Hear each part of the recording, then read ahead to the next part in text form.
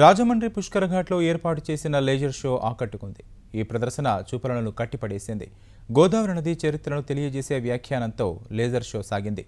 పెద్ద సంఖ్యలో వచ్చిన భక్తులు పుష్కర హారతిని, లేజర్ షోను ఆసక్తిగా తిలకించారు.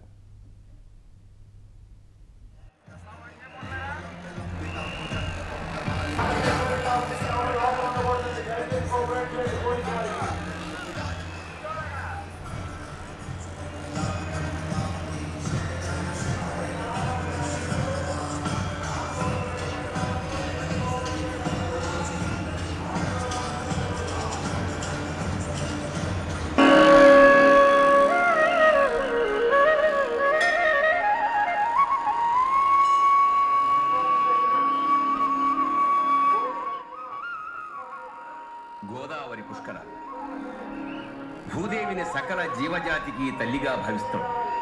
దివ్యమంగళ విగ్రహమైన శక్తిగా భరతమాతని ఆరాధిస్తాం. తమని ఆశ్రయించుకున్న వారిని రక్షించి అన్నం పెట్టి ఆదుకునే నదీమ తల్లులన్నింటికీ ప్రతిరోజు స్మరిస్తూ నమస్కరిస్తాం. గంగే చ యమునే చైవ గోదావరి సరస్వతి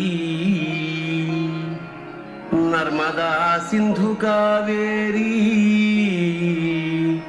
జలేస్మిన్ సన్నిధిం కురు.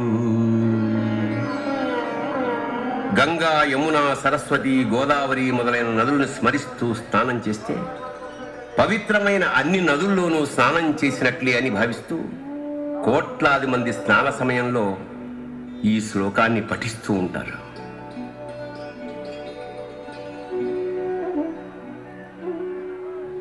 గోదావరి మరాఠీ పౌరుషంలోంచి పుట్టి అలుపు లేకుండా గలగలా పారుతూ వచ్చి బాసర సరస్వతీదేవి పాదాలకు నమస్కరించి తెలుగు భూమిని ముద్దాడుతుంది. అప్పటి వరకు కొత్త పెళ్లి కూతురులా వయ్యారాలు వెలకబోస్తూ వచ్చే గోదావరి రాజమహేంద్రవరం చేరుకోగానే గంభీరంగా విశ్వరూపం దాల్చి అక్కడి నుంచి ఉత్తుంగ తరంగాలతో ఎగసిపడుతూ సముద్రుల్లో ఐక్యమవుతుంది.